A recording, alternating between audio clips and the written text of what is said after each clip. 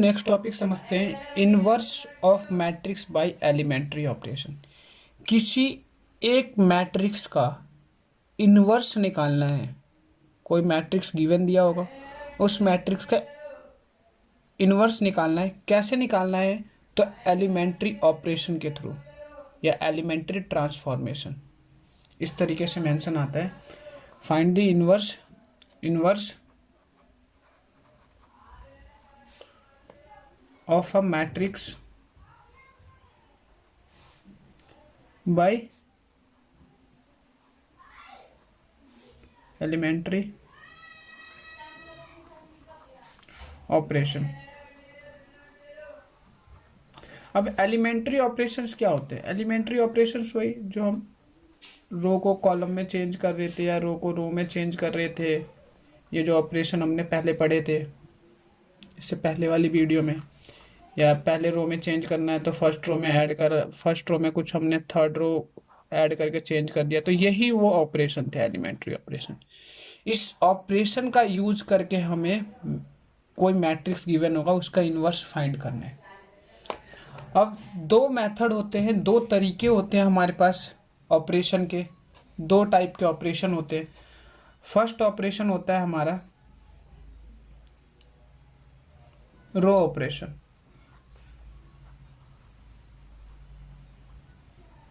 पहला होता है हमारा रो ऑपरेशन। अगर हमें रो ऑपरेशन अप्लाई करना है तो ये ए और ये आई ए,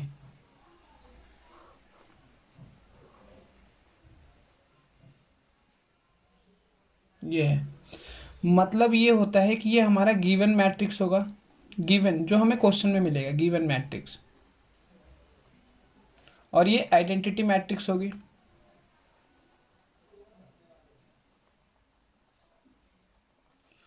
और ये जो आएगा हमारे पास सॉल्व होके, वो इनवर्स मैट्रिक्स होगा। इनवर्स होगा किसका? मैट्रिक्स का। जो चेंज होके बनेगा वो हमारा इनवर्स मैट्रिक्स होगा।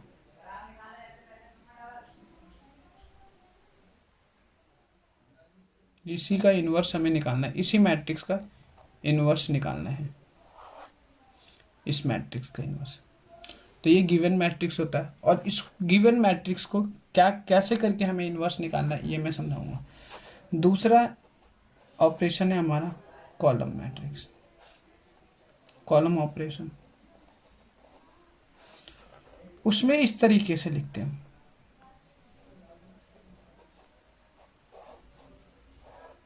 ये दो साइन है, ये जो सिंबल है, अगर हमने स्टार्टिंग में ही ये हमें लिखना होता है। अगर हमने ऐसे लिखा तो इसका मतलब रो ऑपरेशन अप्लाई करेंगे, केवल रो की बात करेंगे, केवल रो ही अप्लाई करेंगे। सपोज करो 2 में कर दिया, चेंज कर दिया रो 1 प्लस रो 2 और चेंज करा रो 1 में, तो ऐसे ही केवल रो के ही ऑपरेशन अप्लाई करने हैं, मतलब रो में ही करेंगे। हम इसमें कॉलम अप्लाई नहीं कर सकते अगर हमने ये लिखा तो, और अगर ये लिखा तो केवल कॉलम में ही करेंगे। जैसे मैंने यहाँ पे 1 और यहाँ पे 2 से मल्टीप्लाई C3 में, ऐसे ऑपरेशन कोई भी अप्लाई कर सकते हैं, तो केवल कॉलम ही अप्लाई करना है। ओनली कॉलम ऑपरेशन अगर हमने ये लिखा है, ओनली रो ऑपरेशन अगर हमने ये लिखा है। अब कुछ स्टेप होते हैं करने के, वो समझ लेते हैं।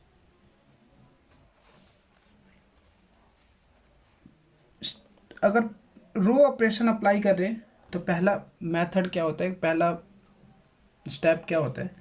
पहला मेथड है हमारा रो ऑपरेशन। अगर रो ऑपरेशन अप्लाई करना चाहता हूं तो क्या करूंगा? For row operation,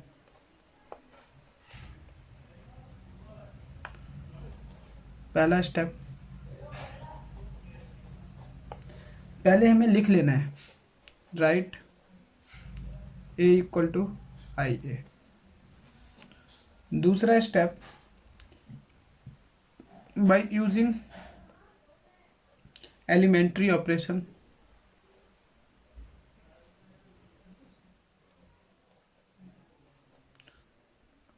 row operation on A, transform it into a unit matrix. इस लाइन की मीनिंग मैं बताता हूँ। ये जो मैट्रिक्स है हमारे पास, ये जो गिवन मैट्रिक्स है, एलिमेंट्री ऑपरेशन अप्लाई करके इसको आइडेंटिटी मैट्रिक्स बना देना है। मतलब यहां पे आई आ जाना चाहिए ये वाला, और इसका इन्वर्स होकर यहां पहुंच जाएगा। तो जो मैट्रिक्स आई की जगह पे दिखेगा वो मेरा इन्वर्स कहलाएगा। किसका? इसका। समझ गए इस लाइन का मतलब। Third step, in the same order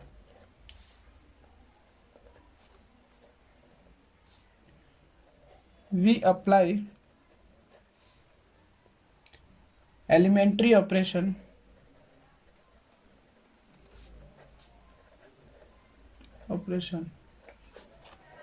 on I to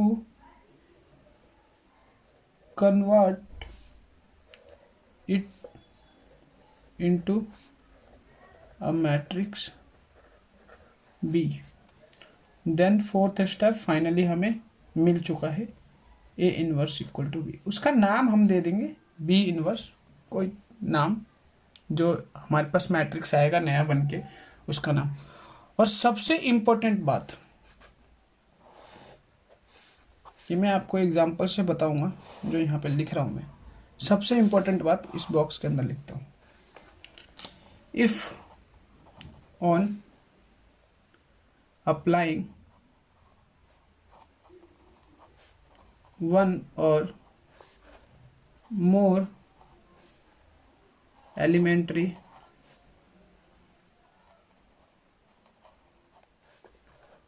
operation, row operations on A,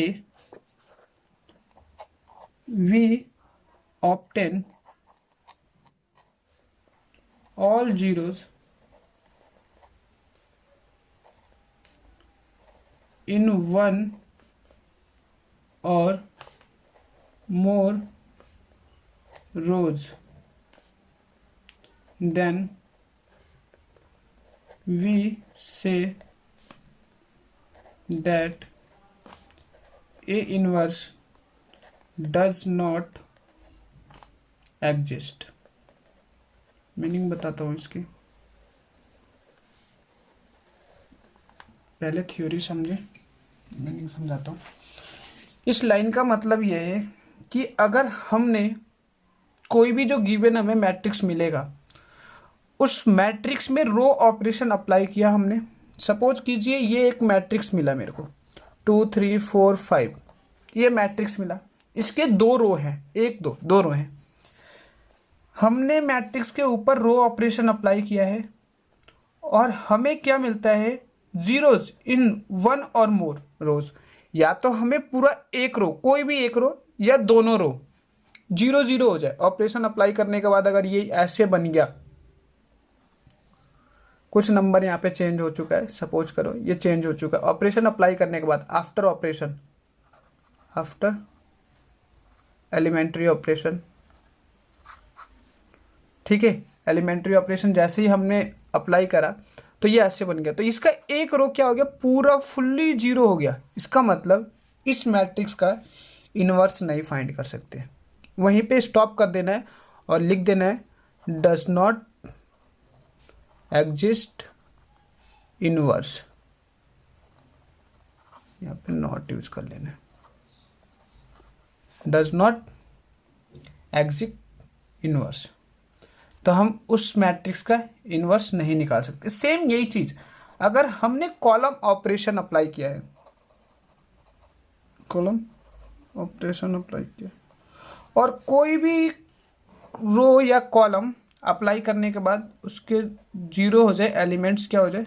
elements 0 हो जाए, तो हम मना कर सकते हैं। जैसे यही चीज़ मैं लिखूँ 2 4 3 5 और सपोज कीजिए ये रो 0 0 हो गया, हमने ऑपरेशन अप्लाई किया, यहाँ पे कुछ भी नंबर आ गया, सपोज कीजिए आफ्टर ऑपरेशन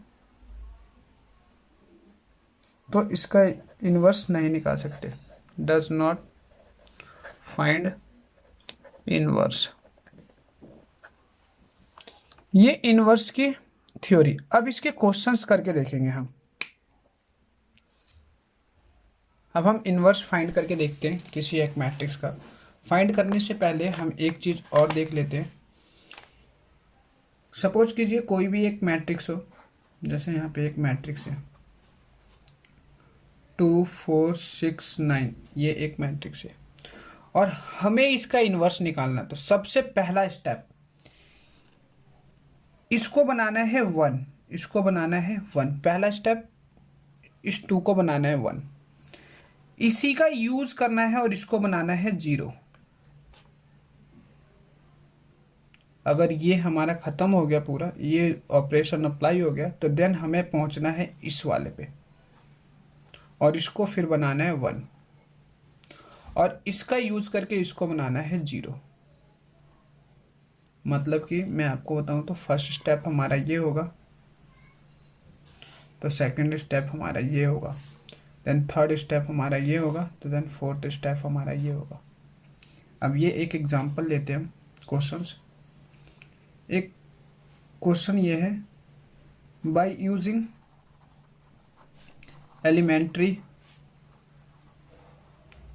ऑपरेशंस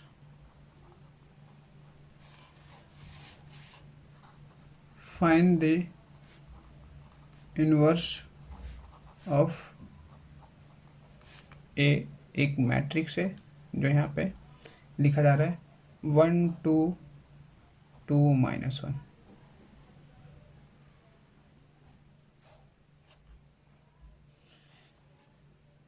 ये क्वेश्चन है। एक और दोबारा से बताता हूँ इस चीज़ को। हम इसको क्या करते हैं, पहले पिछली थ्योरी जो मैंने आपको समझाई थी, तो इसी मैट्रिक्स को आइडेंटिटी मैट्रिक्स बनाते हैं। मतलब मैंने क्या करा, यहाँ पे 1 बनाया, फिर इसको क्या करा 0 बनाया, 0, इसको क्या करा 0 बनाया, इसको क्या करा 1 बनाया। तो इसी के अकॉर्डिंग हमें चलना होता है। पहले इसको 1, और जैसे ही ये 1 बन जाएगा 2, ये 2 जैसे ही 1 बना, इसी 1 का यूज करके इसको 4 बना दूं, 0 बना दूंगा 4 को, इस 1 का यूज करके 0 बन जाएगा। यहाँ नेक्स्ट स्टेप आएगा, अब हमें इस वाले को 1 बनाना है और जैसे ही ये 1 बनेगा मतलब 9, देन यहाँ पे 1 होगा, इस 1 को यूज करके 6 को 0 बना दूंगा। तो यही क्वेश्चन है हमारे पास। क्वेश्चन पहले लिख लेते हैं। ए इक्वल टू हमारा 1 2 2 -1। अच्छा, अगर मैट्रिक्स स्क्वायर मैट्रिक्स है तभी हम इन्वर्स फाइंड कर सकते हैं। ये हमने चेक कर लिया कि 2/2 है, स्क्वायर मैट्रिक्स है। एक और काम कर लेते हैं, आई आइडेंटिटी मैट्रिक्स 2 ऑर्डर का हम लिख लेते हैं पहले ही। अब हमें अप्लाई करना है रो ऑपरेशन। अप्लाई क्या करना है, रो ऑपरेशन। तो हम यहाँ पे लिखते हैं रो ऑपरेशन, और रो ऑपरेशन का जो मीनिंग होता है वो हम यहाँ लिखते हैं। इस लाइन का मतलब ये कि रो ऑपरेशन अप्लाई कर रहा हूँ, ये जो स्टेटमेंट मैंने लिखी है। अब ये गिवन मैट्रिक्स है, यहाँ लिखा 1 2 2 -1। ये आइडेंटिटी मैट्रिक्स है 1 0 0 1, और ये ऐसे ही रहेगा। इसी का हमें इन्वर्स फाइंड करना है। अब सबसे पहला काम, ये 1 है क्योंकि हमें इसी को 1 बनाना था, बट ये बना पड़ा है 1, तो हम कुछ नहीं करेंगे, इसको कुछ नहीं करेंगे। नेक्स्ट हमारा दूसरा स्टेप ये था कि अगर ये 1 बन जाता है तो हम इसी का यूज़ करके इसको 0 बनाएंगे। सेकंड स्टेप मतलब इसी का यूज़ करके इसको 0 बनाएंगे। अब इस 2 को 0 बनाने के लिए हमें देखना है क्या करें हम इसके अंदर, कैसे 0 बनाए इस 1 का यूज़ करके। तो सिंपल है, पहले अगर R2 में चेंज करना है, ये R2 वाली रो है, इसी में तो चेंज करना है, इसी को तो 2 को तो 0 बनाना है, तो इसमें चेंज करना, तो इसलिए हमने R2 लिखा, R2 और फिर R2। क्या करूँ इस R1 में, इस 1 में कि ये 0 बन जाए, मतलब कि मैंने 2 साइड में लिख दिया और यहाँ माइनस लिखा, यहाँ पे 1 लिखा। मेरे को लाना है 0, तो क्या करूँ मैं, यहाँ पे 2 से इंटू ना कर दूं 1 में, तो फिर ये भी 2 ये भी 2 0 हो गया। तो कहने का मतलब ये है कि मैं यहाँ पे माइनस का साइन लगाऊंगा और 2 से इंटू करूंगा R1 में, इस R1 में 2 से इंटू करूंगा और इसमें से माइनस करूंगा। तो सबसे पहले R2 की लाइन में यहाँ लिख लेता हूँ रफ साइड में 2 - 1 लिख लिया।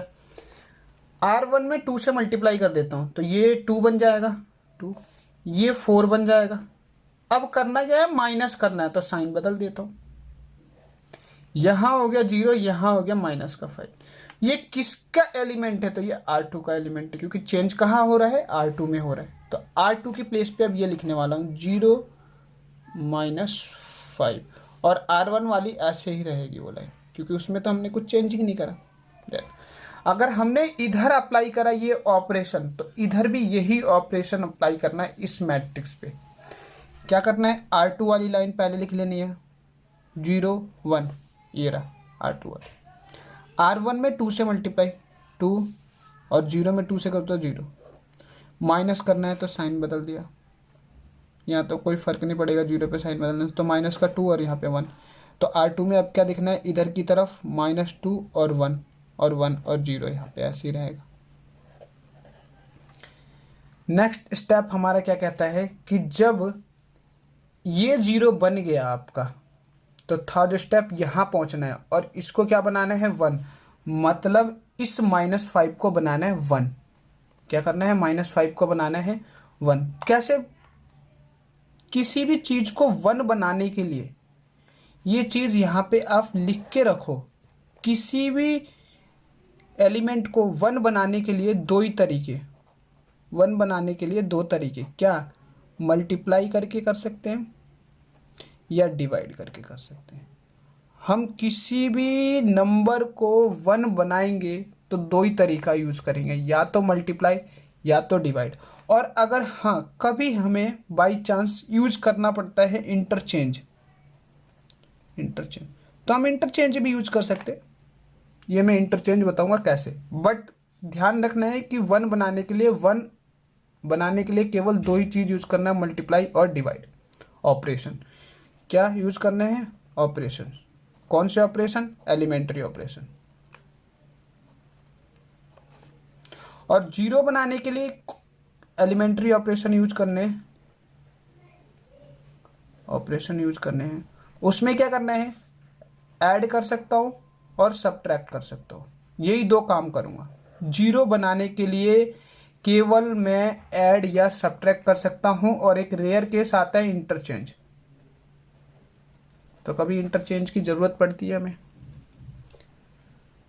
अब हमें इस -5 को 1 बनाना है, वो भी प्लस का 1। तो क्या कर सकता हूँ, डिवाइड कर दूँ, कितने से, -5 से। सीधी सी बात, किस में करना है, R2 में। R2 में कर देते हैं, R2 चेंज करा और R2 में मैंने -5 से डिवाइड कर दिया R2 के सारे एलिमेंट को।